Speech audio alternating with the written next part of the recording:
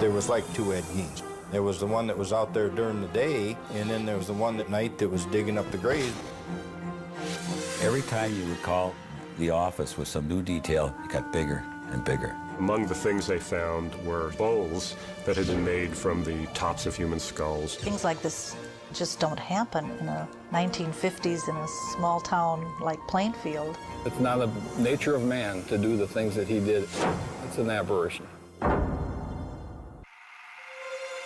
For more than a century, the movies have brought our most vivid nightmares to life.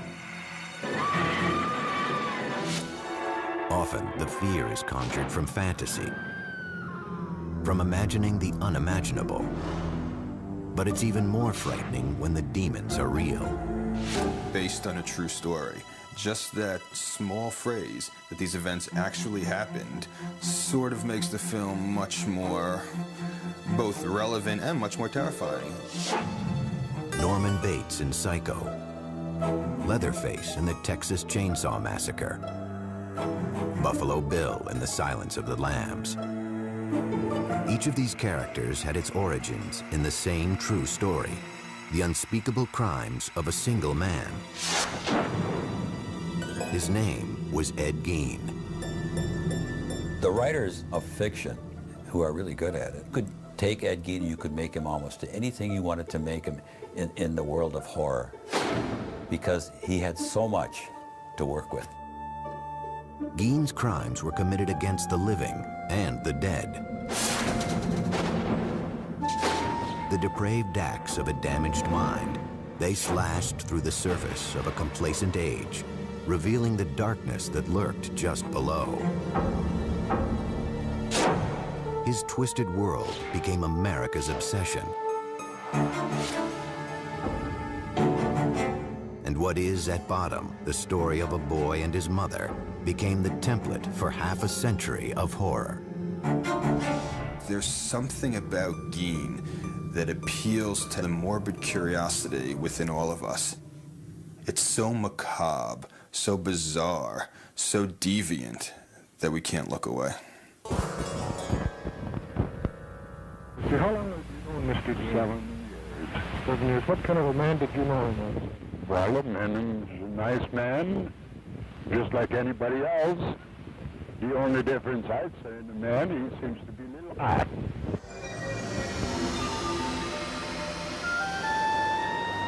No one ever claimed that Plainfield, Wisconsin was a small-town paradise. In the fall of 1957, it was home to about 700 people, a quiet, hard-working place on the windswept flatlands of central Wisconsin. They had the main hardware store for that area, a food market. They had a restaurant or two, a saloon. There was nothing that would distinguish it from, probably 100 other communities in Wisconsin.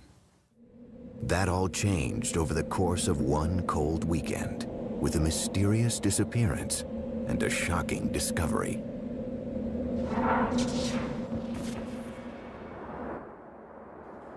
Saturday, November 16th marked the beginning of an annual Wisconsin ritual. Deer season.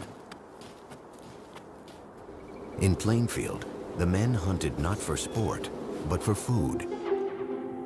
Their trophies would be killed, hung in barns, and dressed out, gutted and butchered. All the males would be out in the woods. And so the main street would be a quiet place. Particularly quiet that morning was Bernice Warden's hardware store. Though the store was supposed to be open, the 58-year-old proprietor was nowhere to be found. I lived across the street from the hardware store where Bernice Warden ran her business. I believe it was in the afternoon. People were starting to wonder why the store was locked and where was Bernice Warden. So her son came back from deer hunting himself and found that the place was a mess. There was blood all over the floor, and they started to investigate what might have possibly happened to her. Interviewed by police, Bernice Worden's son mentioned a frequent customer who'd been in just the day before to check on the price of antifreeze. Ed Gein, a 51-year-old bachelor who lived in an isolated farmhouse outside of town. Everybody had a role to play in this town. And I think that Ed Gein was recognized probably not as the village idiot, but as a village oddball, I would say. That evening, about 2 hours after Bernice Worden was reported missing, Sheriff Art Sly headed out with another deputy to Ed Gein's farm. If you ever wanted to have a Halloween party, that would be a great place for it. It was a spooky house out in the edge of town, and it was dark, and there wasn't a sign of life there. The doors of the house were locked, so the officers decided to take a look inside the woodshed. They went in investigating with flashlights. It was pitch black because there was no electricity and no lights. And one of the lawmen felt something bump against his shoulder. He turned, shined his flashlight on it, and indeed, there was Bernice Worden hanging from the rafters, upside down with her head off and gutted like a deer. Ed Gein was taken into custody that night. As he sat quietly in his cell at the Waushara County Jail, police continued to search his woodshed and then cautiously ventured into his home. Inside, they would discover a horrific scene. Bernice Worden's gutted carcass, it turned out, was only Ed Gein's latest grim creation.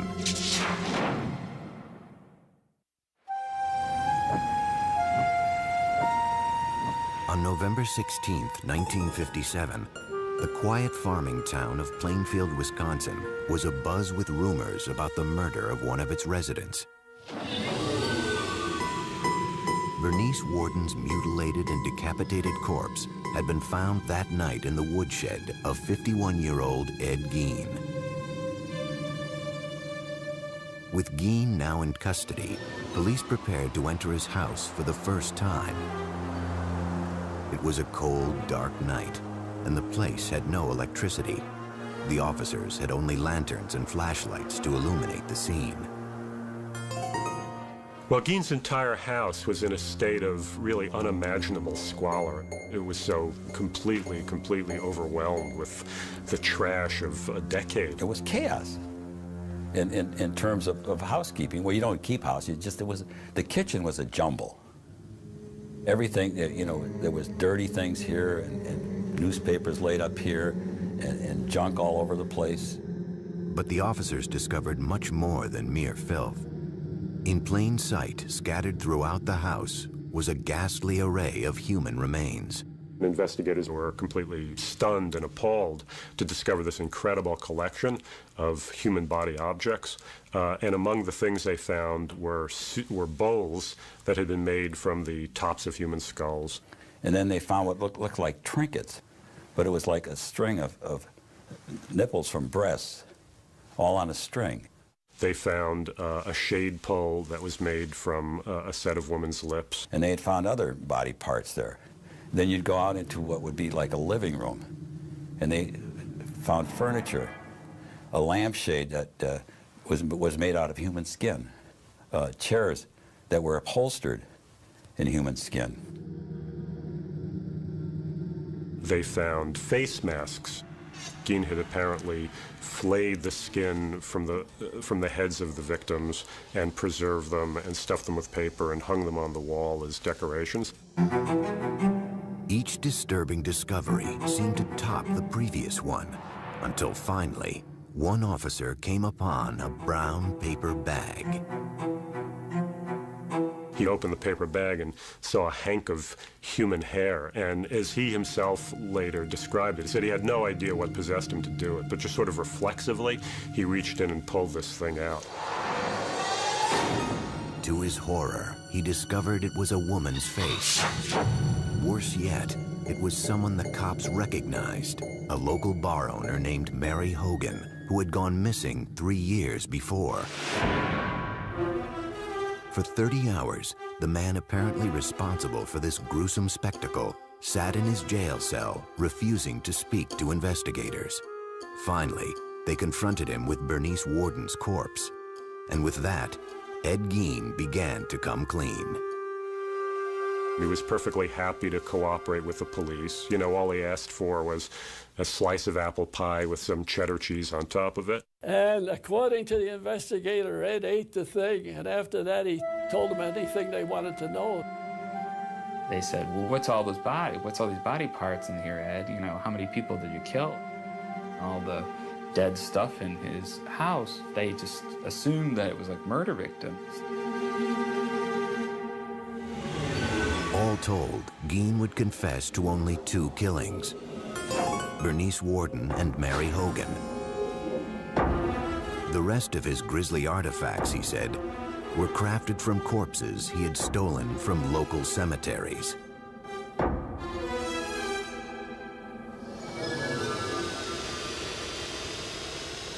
Plainfield woke up that Sunday morning to find out what had been living in their community for all these years, and that was Ed Gein. My dad, he couldn't tell us what had happened. He just said, I want you to come in and watch the news tonight with me. And the news came up on the television. He was the person. I just said to my dad, oh my gosh, that's Ed. We were all upset. We were all devastated. We were horrified about what had happened. It was a terrible, horrible thing. It was just such a complete shock, I guess. It was something that was a little bit difficult to talk about. It wasn't just the murder of Bernice Worden that was so disturbing. It was the other terrible things that he did that was upsetting so many people. I mean, this is a guy who had been living in their community almost all his life and been a babysitter for their children, had been eating at their table. Well, look what he did and how he did. They couldn't believe it. Well, I figured he was just perfectly harmless and rather simple. Plainfield's shock would soon be America's. Almost immediately, hordes of reporters descended on the town. It was the beginning of Ed Gein's transformation from anonymous psychotic to cultural icon. And it could all be traced back to the story of his childhood. Because in the words of Norman Bates, a boy's best friend is his mother. In November 1957, the gruesome tale of Ed Gein was making headlines across America. The country's morbid fascination with the man the papers were calling the Mad Butcher of Plainfield was not lost on author Robert Bloch, who was living in Wisconsin at the time. It was exactly the time that the Gein case was breaking in the newspapers, and Bloch immediately recognized that it would be a wonderful basis for a horror story. The result was Bloch's 1959 novel, Psycho, which Alfred Hitchcock would bring to the big screen the following year.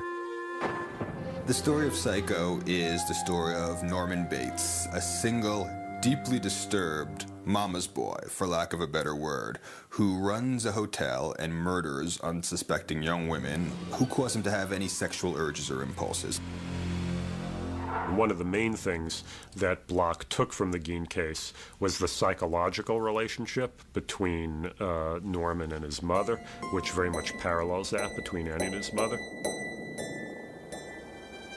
Augusta Gein had been dead 12 years when police entered the house she had once shared with her son. As they worked their way from room to room, searching for clues that might explain what would drive someone to commit such crimes, they came upon a doorway that had been boarded up. And by that time, of course, they had seen so many horrific things, they had no idea what they were going to discover behind the doors of this room. And when they broke it down, what they discovered was that it was a room that was kept in a state of perfect, pristine preservation. And that turned out to be the room of Ed's mother. The bed was made. There was a table, night table. Had a Bible on it. The room was very dusty, musty.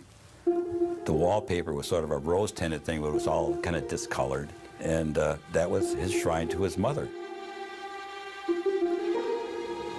After his arrest, Ed Gein underwent a month-long court-ordered psychological evaluation.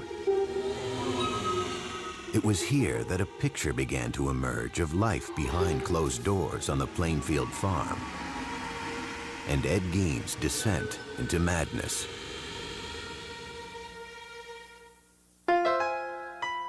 Born in 1906 in La Crosse, Wisconsin, Edward Theodore Gein was the son of an alcoholic grocery store owner and a strong-willed, God-fearing housewife. When he was 8, his mother Augusta insisted that the family leave their La Crosse home. One reason, apparently, she insisted that the family move from La Crosse was because, in her mind, you know, it was like Sodom and Gomorrah. With the proceeds from the sale of their grocery store, the Gein family settled onto a 200-acre farm in Plainfield. Isolated, the family dynamic grew stranger and stranger. Mr. Gein had a very strange relationship with his mother. It was a love-hate relationship. He listened to her and worshiped her and followed her very closely. She was religiously devout, if not fanatical woman. Very, very domineering, very, very strong-willed. I mean, she completely dominated her husband, as well as her 2 sons, Gein and his brother Henry. Augusta would preach a lot out of the book of Revelations that said that women were whores, women were tramps, women were definitely evil beings out to, you know, hurt people. The Gein household really became a sort of breeding ground for psychopathology. You know, you have these 4 people stuck together, completely under the sway of this woman. So it really becomes an incubation place for madness.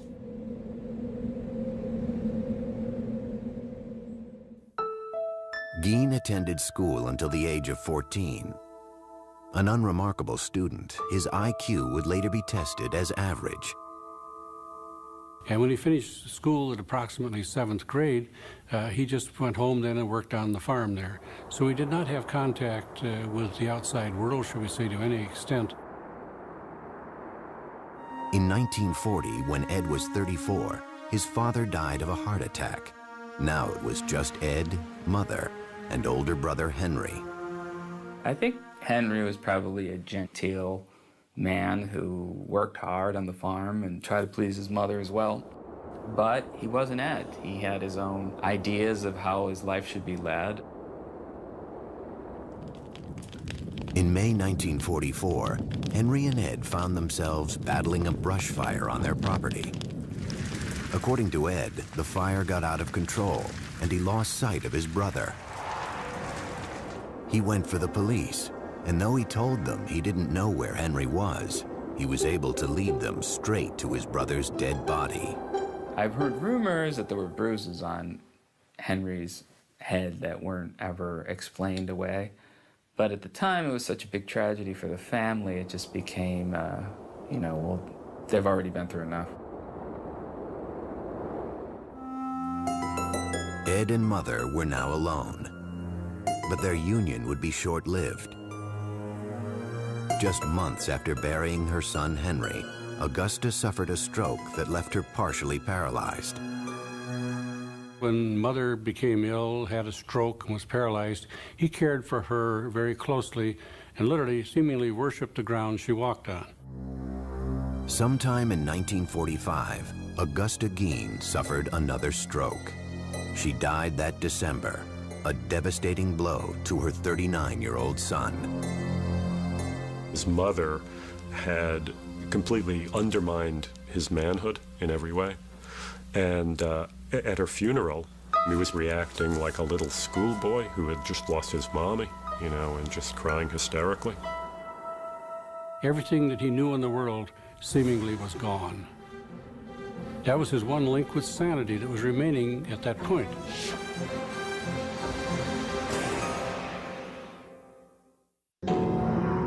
Until 1945, Ed Gein's world had been entirely defined by his deeply religious and domineering mother. Her death that December left him for the first time on his own.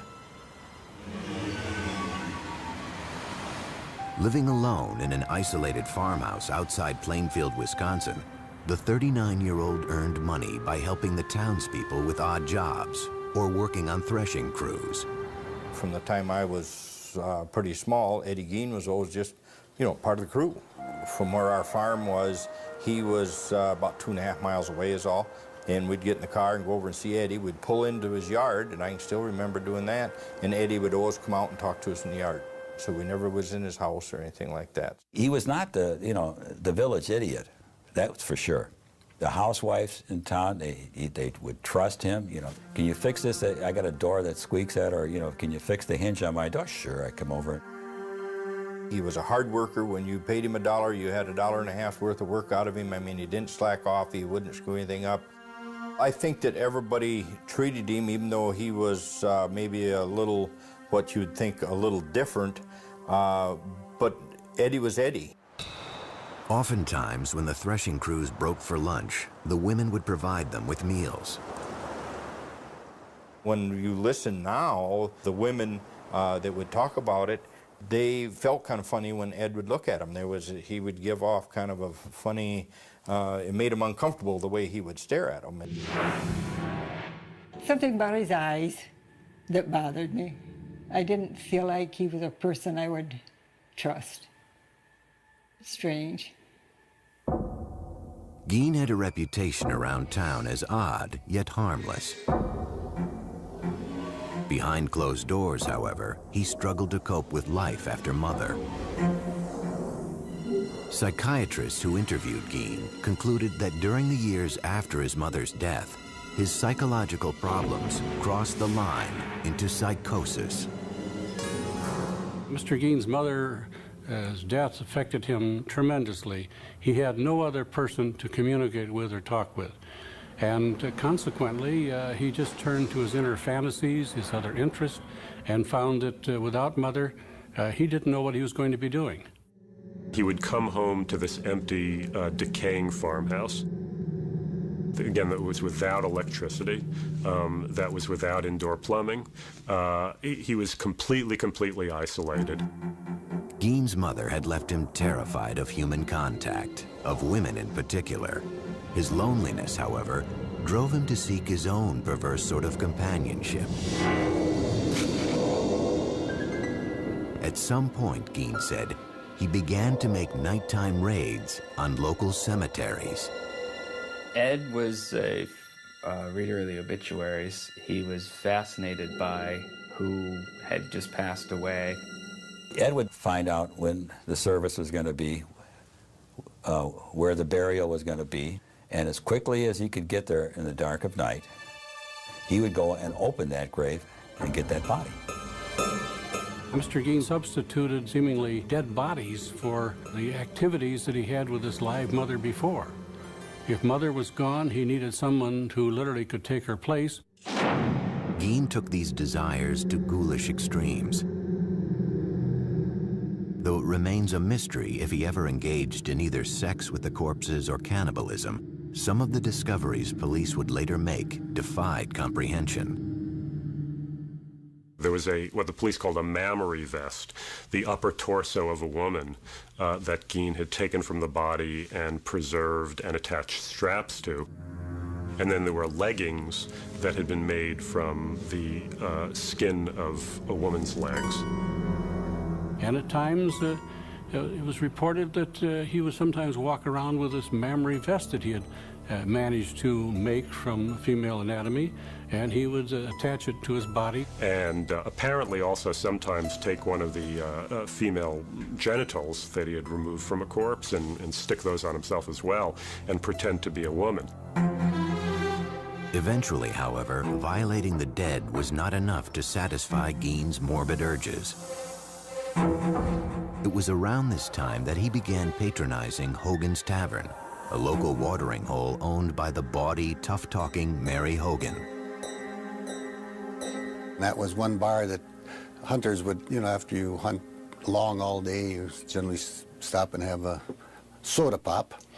And I recall she was very huge and very jovial and joked a lot. Her nickname was Bloody Mary. Mary Hogan was indeed a dirty talker. She spoke in profanity like a truck driver or a sailor or whatnot. I think when Ed Gein saw Mary Hogan, he saw some kind of grotesque, dark mirror image of his mother.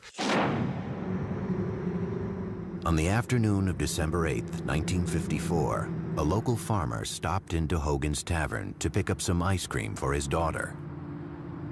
He goes into the bar, and he knew immediately that something was wrong. There was blood all over the floor, and there was money on the floor, and he just turned around and beat it out of there. Mary Hogan was nowhere to be found. When Mary Hogan turned up missing, it was talk about, they said they felt she'd been murdered, and she just was missing, and they just could not find her to go to heck for it. Police explored what few leads they had. Ed Gein was never questioned. No one considered him a suspect. It was too far-fetched to imagine that the quiet, hard-working bachelor could possibly be a killer. I can still remember, somebody said, well, I wonder where Mary Hogan is. Well, he said, she's over by my place. He said, I got her over there. And everybody said, ah, yeah, Eddie, you got her. Yeah, we know Eddie, yeah.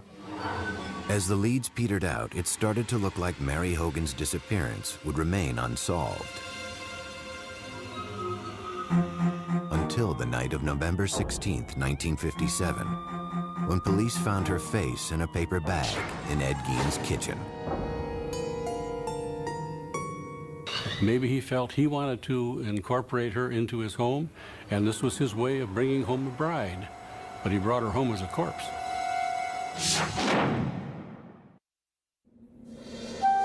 As 1957 drew to a close, the people of Plainfield, Wisconsin were still reeling from the nightmare visited on their town.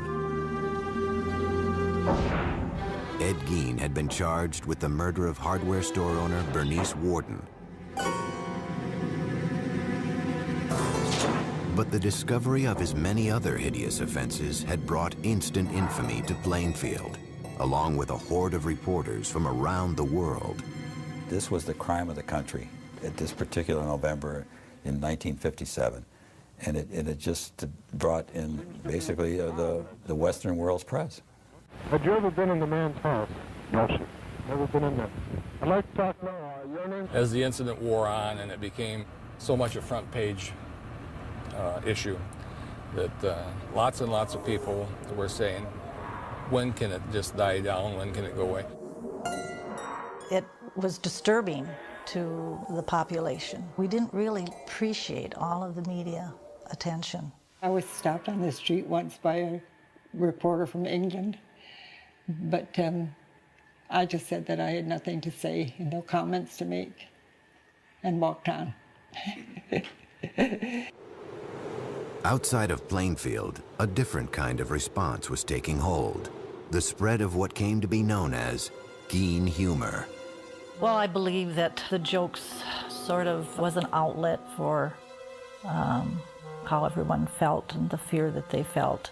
One of them was, what was Ed's favorite dessert? And he says, lady fingers. Ed Gein gave his girlfriend a present on Valentine's Day. It was a box of farmers' fannies, you know. There were actually people thrown out of the restaurant in Plainfield for going and ordering Gein burgers and things. Just a whole spectrum of those kinds of sick humor jokes that you couldn't think about fast enough to respond to the one that would be given to you. On January 6, 1958, hearings began to determine if Ed Gein was competent to stand trial for Bernice Warden's murder. Doctors who had evaluated Gein testified that he suffered from schizophrenia. They said he was prone to hallucinations and delusional thinking and believed he was an instrument of God with the power to raise the dead. You know, he'll talk about the most incredible, extraordinary horrors that are totally inconceivable to any normal person, but he does it in the tone as though he's talking about going to the grocery, you know, to buy his provisions for the week. In the end, the doctors said it all came back to Mother. This is the duality of Gein. You know, part of it was a desire to have the physical presence of his mother back with him in that home, whereas obviously another part of the motivation had to do with desecrating the corpse.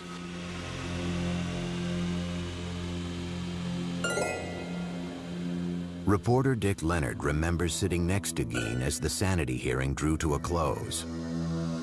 At that moment, he says, he caught a glimpse of the scared, sick man behind the monster. I looked at Ed, and he looked at me, and I could see he was nervous. He was fearful. And he says to me, "What are they going to do to me? What are they going to do to me?" So the judge raps everybody to be quiet. And I had my hand down on the bench here, and he's next to me. And he reaches over and grabs my hand like I was his mother or something. That afternoon, the judge ruled that Ed Gein was legally insane and therefore not competent to stand trial.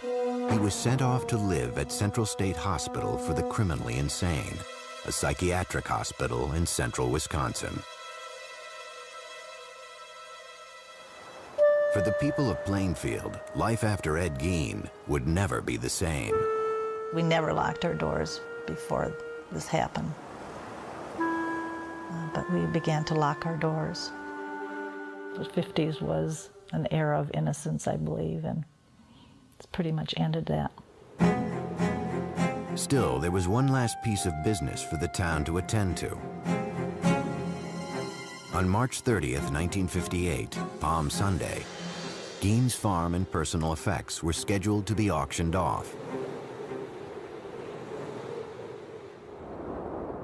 But in the early morning hours of March 20th, residents awoke to a strange orange haze glowing a few miles out of town. There will be an auction here Palm Sunday, but this house and the personal belongings of Ed Gein will be conspicuously absent. Call it an act of God or whatever you will. The main attraction will be missing, reduced to a mass of rubble by a mysterious fire. News of the fire reached Gein himself later that morning.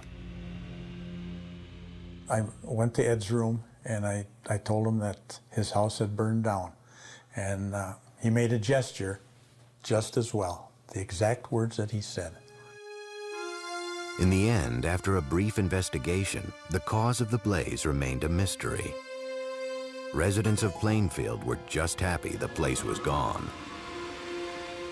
The people in Plainfield were so happy that this house burned down and this was going to go away. We weren't going to be bombarded by the media. We were not going to be having tourists come to Plainfield to see Ed Gein's horror house. The auction of Ed Gein's estate still took place as scheduled on March 30th. Gein's grisly handiwork was not up for sale. All the human remains had been shipped off to the Wisconsin State Crime Lab. Yet that didn't stop hundreds of curiosity seekers from descending on the farm. One of the things sold at the auction was Ed Gein's car, which a very enterprising carny type immediately purchased and started to take on tour. Ed Gein's car used to show up at county fairs, like an exhibit, you know, like the two-headed cow, or, you know, the bearded person, so that that would be an exhibit that you could put a tent around it and charge admission. At Central State Hospital, staffers soon came to view Ed Gein as something of a model patient. Ed was a quiet individual. He'd go and sit in the corner in the day room. And, we had some nice lounge chairs out there, and he'd read the paper there. He wouldn't converse too much with other patients. I can remember we used to play cribbage together out in the day room. There were, however, times when Gein behaved oddly. When it got, say, full moon, he would talk about women, what he'd like to do to them, and just ramble on, just like very incoherent. And then as the full moon dissipated, he would get more back to normal. But he always had that glint in his eye that you kind of figured there was something there that was wrong. In 1968, Gein's doctors wrote a letter to the court stating that Gein was now competent to stand trial for the murder of Bernice Worden. When he walked into the courtroom, there was dead silence. It was just, I mean, you could hear a pin drop. And then he walked in and he stopped a little bit and he bowed his head to the audience. After a 9-day trial, the judge found him guilty. The 62-year-old was sent back to Central State to live out the rest of his days. In time, Ed Gein's macabre fame would fade, yet his twisted saga would never lose its capacity to shock or its power to provoke our deepest fears.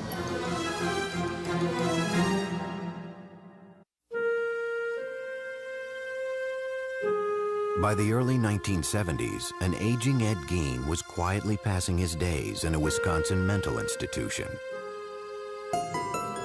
He'd go to his room a lot and lay on the bed and kind of daydream. So I don't know what he was thinking about. I couldn't read his mind, but we always had the thought that he was thinking about what he had done. Gein and his gruesome crimes had long since faded from the public consciousness.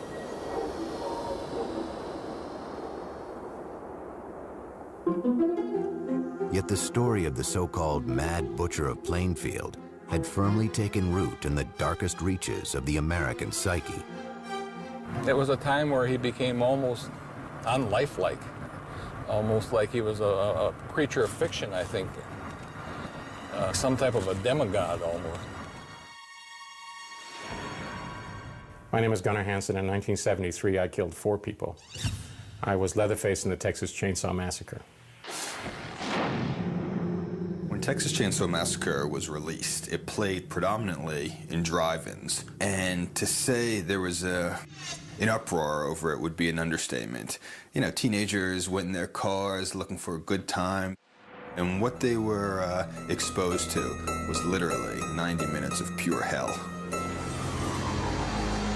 Directed by Tobe Hooper, the film featured a character named LeatherFace, who wore a mask made of human skin. During the filming, late one night, Tobe told me that this was based on Ed Gein, very loosely. I mean, what he said was that Ed Gein was the inspiration for the family, that if you take essentially the fact that they made furniture out of bones, that they had skin lamps, that they might be cannibals, and that Leatherface wore a mask, those characteristics were lifted from Ed Gein. What Leatherface really is Ed Gein as a little child would imagine him to be. Because these crimes were real, we had to make Leatherface into this hulking monster who wears a mask of human flesh and wields a chainsaw, instead of being the boy next door who does these horrible things. 17 years later, a different take on the legend of Ed Gein would help make the film The Silence of the Lambs a critical and commercial hit. If you look at The Silence of the Lambs, where the Buffalo Bill character is trying to make a skin suit out of women's body parts, which is something that's based directly on Gein. The killer, the grave robber, all of the things that, you know, you want to get into a good horror story, he was there. He was their source. Because the imagination could take Ed Gein anywhere, and it has. The irony is that as twisted as Norman Bates was, as terrifying as Leatherface wielding his chainsaw is, and as pathologically insane as Buffalo Bill is, Gein was worse. Gein had everything these characters had in spades. 2001 saw the release of a low-budget independent film about the life of Ed Gein. I thought Ed Gein would be a good topic for a movie just because of the mindset of this person. This person who lives by himself with his fantasies and with just his loneliness and his mental illness, eventually steps over the line and becomes a killer. On July 26, 1984, Ed Gein died of respiratory failure. He was 77 years old. There wasn't too much emotion at that time. There wasn't much talk going on in town other than he's gone. He's dead. Ed Gein ended up being buried in the most appropriate place for him, right next to his mother in the Plainfield Cemetery. You know, ever since her own death in 1945, it had been his great dream to get back to her, and finally in death he had achieved that. Sometime after his death, Ed Gein's tombstone was stolen from the ground. It was eventually recovered and is currently being kept in storage at the Waushara County Sheriff's Department. To this day, however, groundskeepers at Plainfield Cemetery still find flowers and letters that have been left at his grave. There's no way in the world that anyone could ever decipher completely or even intelligently what Ed was thinking or doing. It's not the nature of man to do the things that he did. It's an aberration.